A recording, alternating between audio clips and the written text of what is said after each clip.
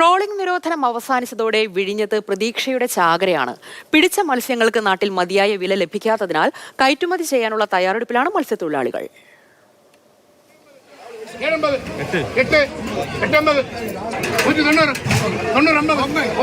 വിഴിഞ്ഞത്തെത്തിയ വള്ളങ്ങളിലെല്ലാം നിറയെ മീൻ.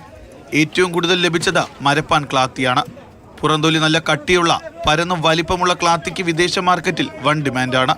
തീരത്തെത്തിച്ച ക്ലാത്തി മത്സ്യം മല പോലെ കൂട്ടിയിട്ടത് മത്സ്യം വാങ്ങാനെത്തിയവർക്കും കൗതുകമായി.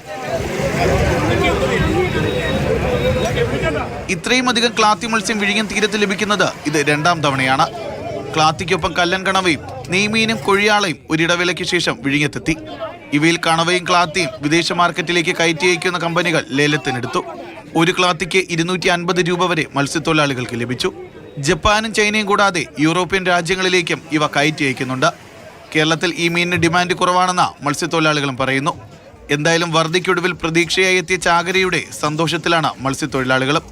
Jibin JB, Mathrubhumi news, Thiruvananthapuram.